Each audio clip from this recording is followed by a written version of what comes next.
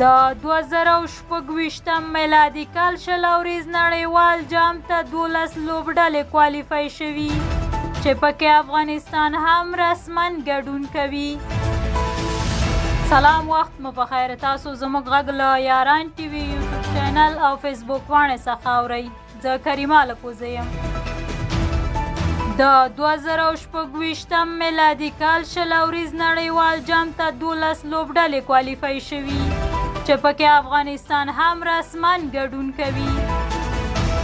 د 2026 میلادي کال شل اوریز نړیوال جام لپاره 12 لوبډلو رسماً کوالیفای وکړ چې افغانستان هم په دغه سیالیو کې رسماً یا پرته د کوالیفای راوند سیالیو ترسره کولو ګډون کوي. د کرکټ نړیوالې شورا ICC نن د جون 18 نیټه اعلان وکړ چې هندوستان، سریلانکا، افغانستان، سویلي افریقا، استرالیا، امریکا، بنگلادیش، ویسټ انډیز، انګلستان، ایرلند، نیوزیلند او پاکستان ملي لوبډلې به رسماً د راتلونکي 2026 میلادي کال شل اوریز نړیوال جام ګډونوالې لوبډلې وي.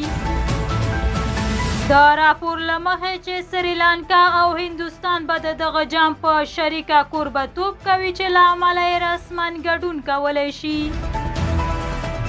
افغانستان، سویلي افریقا، استرالیا، امریکا، بنگلادیش، ویسټ انډیز او انګلستان به ځکه رسماً ګډون کوي چې د روان 2024 کال شل اوریز نړیوال جام سوپر 8 یا 8 غوره لوبډلو پړاو ته یې لارموندنه کړې ده.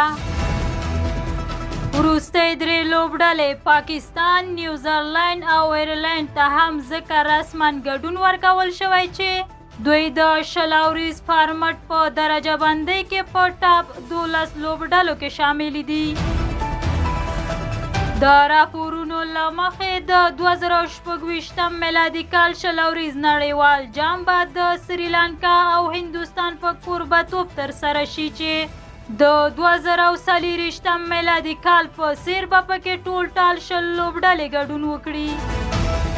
کرکټ نړیواله شورا د رسماً ګډون 12 لوبډلې اعلان کړي، خو پاتې 8 لوبډلې به د کوالیفای راوند سیالۍ کوي او بیا به ګډون کوي.